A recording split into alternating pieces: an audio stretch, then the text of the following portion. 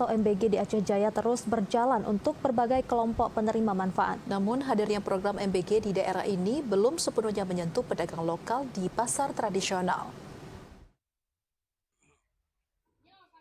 Di balik hadirnya program makan bergizi gratis atau MBG di berbagai kecamatan se-Kabupaten Aceh Jaya, terus dirasakan manfaat oleh berbagai kelompok penerima, mulai dari pelajar, balita hingga ibu hamil.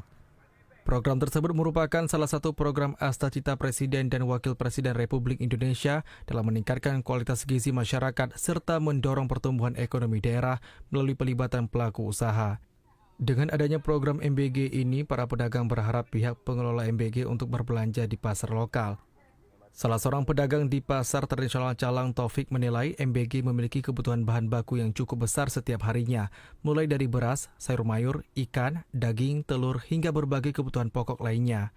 Apabila seluruh kebutuhan tersebut dibeli dari pasar lokal, para pedagang meyakini perputaran ekonomi masyarakat akan meningkat secara signifikan. Namun hingga saat ini Taufik mengaku belum merasakan dampak langsung dari pelaksanaan program tersebut. Ia menilai kebutuhan bahan pangan untuk dapur MBG masih banyak dipasok dari luar daerah atau melalui pemasok tertentu, sehingga peluang pedagang lokal untuk menjadi mitra penyedia bahan pangan masih sangat terbatas.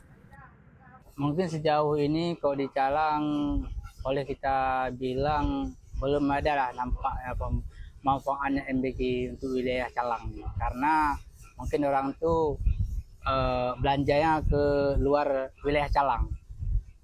Mungkin kalau dari pihak MBG orang tuh mungkin kan ambil banyak, bolehlah kita diskon, mungkin bolehlah kita ambil keuntungan sedikit, karena orang tuh kan ambil banyak, walaupun kita ambil sedikit, tapi karena dari ambilnya banyak, adalah dapat kita keuntungan.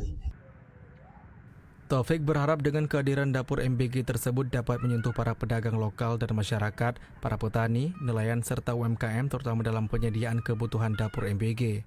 Sehingga program makan bergizi gratis tidak hanya dirasakan oleh penerima manfaat, tetapi juga menjadi penggerak pertumbuhan ekonomi masyarakat di Kabupaten Aceh Jaya.